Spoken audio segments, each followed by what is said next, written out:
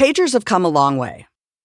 When I was an intern 10 years ago, our beepers produced a horrible, shrill sound, unsuitable for the human ear and audible to anyone who happened to be within a half-mile radius.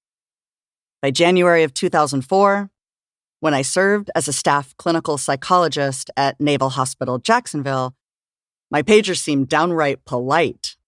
Its muted sing-song alert barely perceptible across the room. Even that benign tune, however, sounded harsh and annoying in the middle of the night. Exponentially so if I was on vacation. My mom and dad had traveled from California to spend post-holiday quality time in Florida with their 14-month-old twin grandchildren. I took 5 days off. In truth, largely to spend an entire week watching my parents watch my children. One night during their visit, the peal of my pager awakened me at 0300. I staggered to the kitchen, splashed water on my face, turned on all the lights, and dialed the number displayed on the beeper.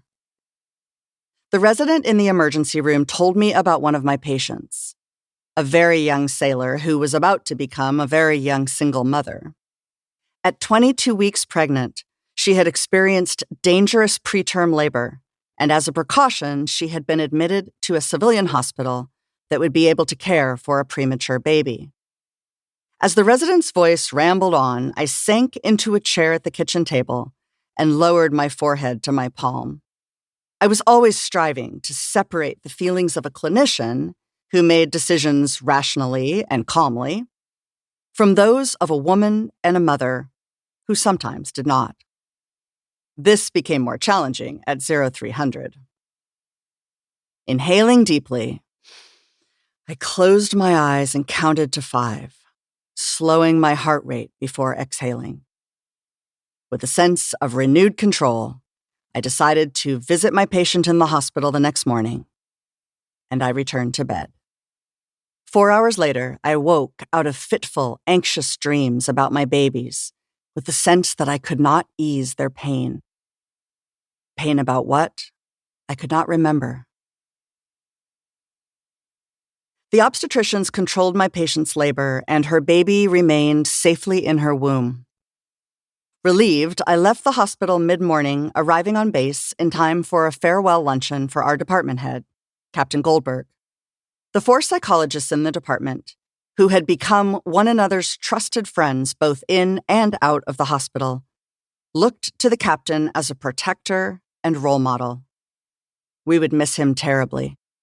At lunch, Captain Goldberg talked about how the new conflict in Iraq might affect us.